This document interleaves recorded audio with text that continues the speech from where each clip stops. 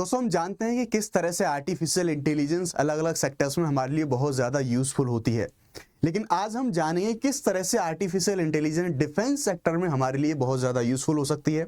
साथ ही कुछ बड़ी कंपनियां, अभी हम बात करेंगे प्रमुख रूप से जो मेटा कंपनी है उसके द्वारा बहुत बड़ी घोषणाएं करी गई हैं डिफेंस सेक्टर में कॉपरेशन करने के लिए, यानी कि डिफेंस सेक्टर को और ज़्यादा मजबूत बनाने के लिए क्या क्या घोषणाएं करी गई हैं, क्या है पूरा मामला, डिटेल से हम लोग बातचीत करेंगे।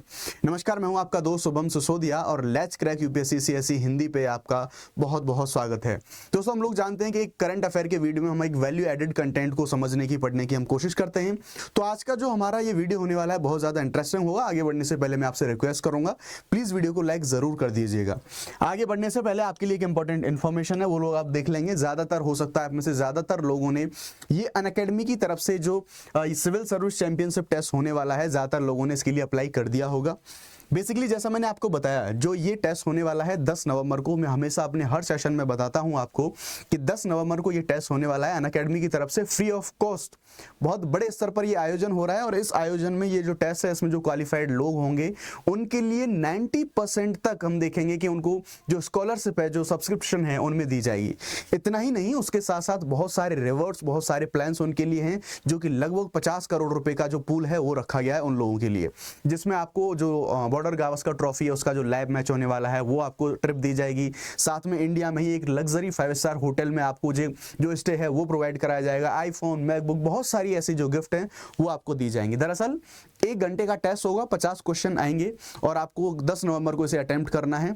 और ये जो टेस्ट है 2 शिफ्ट में होगा, सुबह 10 बजे और शाम को 5 बजे ये जो टेस्ट है ये ऑर्गेनाइज होगा। आप सब लोगों से रिक्वेस्ट है, ये बहुत आपके लिए फायदे की चीज़ है, फ्री ऑफ कॉस्ट सारी चीज़ें हैं, जरूर से जरूर एनरोल कर लीजिए। और इसका जो लिंक है इस वीडियो के डिस्क्रिप्शन में कमेंट में आपको जो पिंड ये जो लिंक है मिल जाएगा, टैप करके आप इसको जो है जरूर से एनरोल कर लीजिएगा।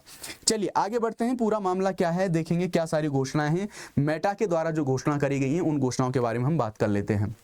दरअसल जो मेटा कंपनी है इसने यूएस की रक्षा एजेंसी हैं, उन यूएसए की रक्षा एजेंसियों के लिए large language model Meta AI model, इनको हम बोल देते हैं कई बार LLMA शॉर्ट में हम बोल देते हैं, पूरा नाम है इसका large language model Meta AI.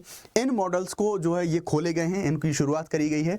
ये किस लिए खोले गए हैं, किस लिए इनकी शुरुआत करी गई है, तो जो यूएसए की डिफेंस फोर्सेज हैं, जो रक्षा बल हैं वहाँ के, उनको और ज़्यादा मजबूत बनाने के लिए, उनमें और ज़्यादा इनोवेशन करने के लिए ये जो सारी जो घोषणा है इन अनुप्रयोगों का विस्तार करा गया है मेटा कंपनी के द्वारा। आगे अगर हम बढ़े तो मेटा कंपनी ने, इसी में हम देखेंगे कि इसी चीज को मजबूत करने के लिए, इस चीज को एग्जीक्यूट करने के लिए मेटा कंपनी के द्वारा बहुत सारी जो अन्य कंपनियां हैं उनके द्वारा उनके साथ में साझेदारी करी गई है। इन कंपनियों में हमें देखने को मिल जाएगी लॉकहीड मार्टिन, इसके साथ साथ पॉलिंटर, एंडुरिल जैसे प्रमुख जो कंपनियां हैं इनके साथ, और जो कुछ हमारी जो वेब कंपनियां जैसे अमेजन रहा, माइक्रोसॉफ्ट रहा, IBM रहा, इनके साथ साझेदारी करी है।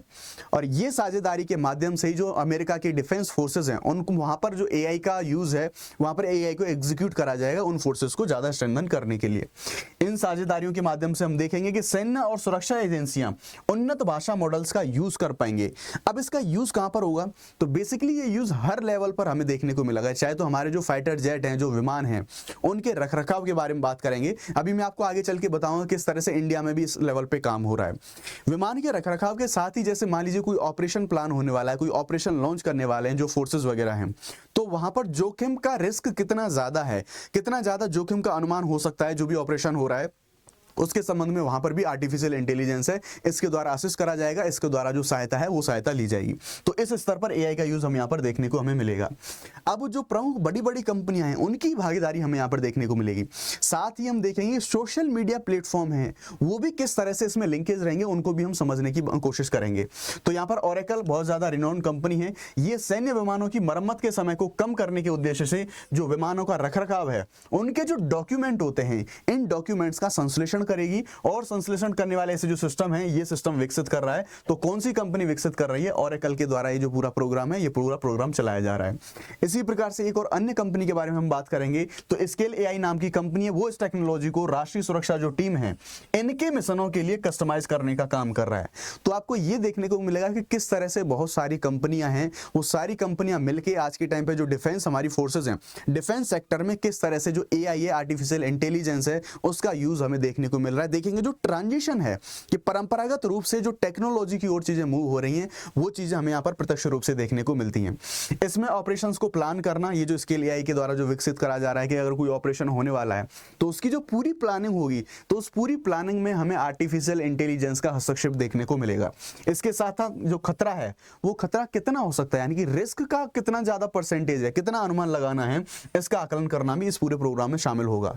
अब मेटा ने अपने कुछ बयान दिए हैं। मेटा ने अपने स्टेटमेंट में बोला है कि अन्य देश भी, ऐसी बात नहीं कि अकेला यूएसए ही ऐसा कर रहा है, नहीं, हम जानते हैं कि सैन्य चीजों को बढ़ावा देने में या फिर सेना की ताकत को मजबूती देने में पूरे विश्व में लगभग एक होड़ मची रहती है, और इस चीज से लेके एआई भी अछूता नहीं रहा है। यानी कि आर्टिफिशियल इंटेलिजेंस का पूरी दुनिया जो अपनी सेना में इस्तेमाल कर रही है, इसके लिए भी प्रतिस्पर्धा पूरे जोरों पर हमें देखने को मिलती है।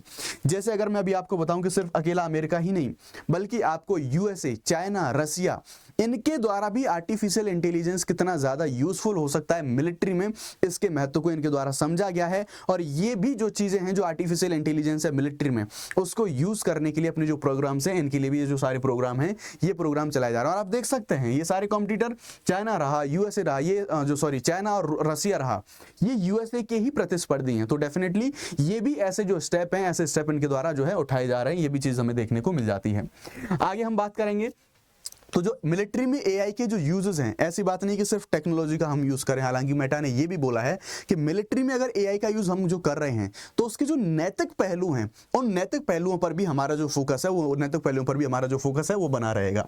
तो इनके लेकर जो संभावित चिंताएं हैं, इनको दूर करने के लिए मेटा ने नैतिक तैनाती के प्रति अपनी जो प्रतिबद्धता है इस पर भी जोड़ दिया। यानी कि हम टेक्नोलॉजी का इस्तेमाल तो कर रहे हैं, एआई का इस्तेमाल तो कर रहे हैं, लेकिन वो नैतिक तरीके से करेंगे, इस चीज के लिए भी ये कमिटेड है, ये ऐसा मेटा ने बोला है। मेटा ने सभी कार्यान्वयन अंतरराष्ट्रीय कानून बोला है कि जो भी इंटरनेशनल लॉ होंगे हम इस तरह से एआई का यूज करेंगे कि किसी भी इंटरनेशनल लॉ का कोई वायलेशन नहीं होगा। साथ ही साथ उसके द्वारा जो आर्टिफिशियल इंटेलिजेंस और जो स्वायत्ता के जिम्मेदार सैन्य उपयोग पर जो राजनीतिक घोषणा है, इनके अनुसार ये सारी चीजें होंगी। यानी कि एक पॉलिटिकल सिस्टम या फिर एक जो गवर्नमेंट के द्वारा जो डिक्लेरेशन करी जाएंगी, उनके अकॉर्डिंग ही एआई का यूज होगा, ऐसा यहाँ पर जो मेटा कंपनी है उसके द्वारा यहाँ पे बोला गया है।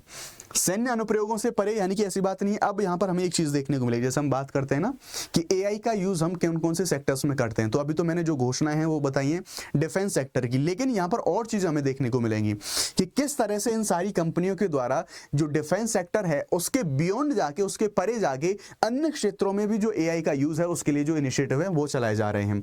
तो हम यहाँ पर ये साझेदारियों में देखेंगे तो व्यापक सरकारी सेवाओं तक ये जो सारी की सारी कंपनियों की साझेदारियां हैं ये फैली हुई हैं। इनमें से हम देखेंगे कुछ एग्जाम्पल देखें तो जो डेलॉयट कंपनी है, ये संघीय जो एजेंसियां हैं और जो गैर लाभकारी संगठन है, इनके लिए एजुकेशन रहा, एनर्जी रहा, और जो छोटे छोटे व्यवसाय हैं इनके विकास पर ध्यान केंद्रित करने के लिए LLMM है, जो मॉडल हमने बताए हैं आधारित, इनके आधारित जो समाधान है वो हमें लागू देखने को मिलेंगे। यानी कि एआई का जो यूज है जो मेटा कंपनी है उसके द्वारा ये भी बोला गया है कि सिर्फ ऐसा नहीं कि हम डिफेंस में ही काम कर रहे हैं, अदर सेक्टर है, एजुकेशन है, हेल्थ है, और हमारे जो उद्यम है, एंटरप्राइजेस है, वहां पर भी उस स्तर पर भी हम एआई के जो हमारे इनिशिएटिव हैं उन इनिशिएटिव्स को चलाया जा रहा है। यहाँ पर अमेजन के साथ साथ अभी जो मेटा है, मेटा के साथ साथ अमेजन जो सर्विसेज देता है, इसने भी बोला, और जो माइक्रोसॉफ्ट है उसने भी अपने सुरक्षित सरकारी जो क्लाउड प्लेटफॉर्म है इन पर इन मॉडलों की जो मेजबानी है ये करा जाएगा। यानी कि ये कंपनियां भी इसके सपोर्ट में हैं, इसमें जो अपनी भागीदारी है वो सुनिश्चित करने वाली हैं। अब अगर ऐसा होने वाला है तो आप देखेंगे, देखो अमेजन भी है यहाँ पर और माइक्रोसॉफ्ट भी है, तो आप देखेंगे कि किस तरह से ये जो टेक कंपनियां या फिर हम बोलेंगे जो सोशल मीडिया प्लेटफॉर्म है, ये सोशल मीडिया प्लेटफॉर्म किस तरह से जो हमारा रक्षा क्षेत्र है उसमें अपना योगदान, यानी कि एक कॉपरेशन हमें देखने को मिलता है डिफेंस सेक्टर का, और ये जो सोशल मीडिया या फिर ऐसी जो कंपनीज है हमें वो देखने को मिलती है। तो इनके साथ रक्षा एजेंसियों के साथ सोशल मीडिया जो कंपनियां हैं उनकी संलग्नता में एक महत्वपूर्ण जो बदलाव होने वाला है, इस बदलाव को यहाँ पे दर्शाया गया है। तो ये था हमारा यहाँ पे पूरा मामला। अब हम अगर इंडिया के स्तर पर बात करेंगे, ये तो हो गई बात यूएस की। तो मैंने आपको, जो लोग हमारे जो डेली व्यूअर हैं, जो लोग डेली सुबह 9 बजे द हिंदू का एनालिसिस जो मैं करता हूं इसी सेम चैनल पे, उन लोगों को पता होगा मैंने अभी 2 से 3 दिन पहले ही मैंने उनको द हिंदू के न्यूज़पेपर एनालिसिस में मैंने उनको अच्छे से समझाया था कि किस तरह से इंडिया के डिफेंस सेक्टर को और ज्यादा मजबूत करने के लिए जो सुखोई हमारा विमान है उसको और ज्यादा उन्नत बनाने के लिए, उसको और ज्यादा मजबूत बनाने के लिए, उसके मेंटेनेंस को अच्छे से मेंटेन करने के लिए सुखोई MK1 का जो हम उसे अपग्रेड कर कर रहे हैं, साथ में वहीं पर उसके मेंटेनेंस के लिए किस तरह से हम एआई का यूज करने वाले हैं, बहुत डिटेल में मैंने वहां पर जो सारी चीजें हैं उनका डिस्कशन किया था। तो ये उसी से रिलेटेड ये जो आर्टिकल है वो आर्टिकल हमें यहाँ पर देखने को मिल रहा है। तो आप सबसे रिक्वेस्ट करूंगा, अगर आप यूपीएससी के लिए प्रिपेयर कर रहे हैं तो आप जरूर से जो डीएनए है, daily news analysis the Hindu का, वो मैं 9 बजे उसको कंडक्ट करता हूं, सुबह 9 बजे उसमें जुड़ना आप लोग ना भूलें, क्योंकि हमारे एग्जाम के लिए वो चीज बहुत ज्यादा जरूरी होती है। तो ये था पूरा एआई का मामला कि किस तरह से जो मेटा के द्वारा घोषणाएं करी गई हैं, इंडिया में एआई का यूज हमें कैसे देखने को मिलता है। तो ये था हमारा पूरा मामला। अंत में आपके लिए एक इन्फॉर्मेशन है, यूपीएससी सीएससी एग्जाम अगर आप 2027 में अपीयर होने वाले हैं तो इसके लिए आपको जो फाउंडेशन बैच है ये देखने को मिलता है। ये हिंदी और इंग्लिश दोनों में होगा। इसमें आपको प्रीलिम्स, जीएस, सीसेट सारी चीजें एक ही जगह पर आपको मिलने वाली हैं। एनसीईआरटी की सारी क्लासेस फ्री में आपको इसमें मिलेंगी।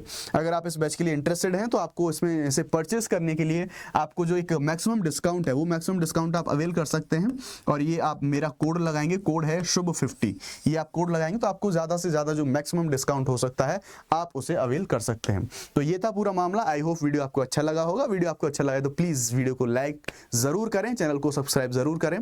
Thank you very much. जय Hind, bye bye, let's crack it.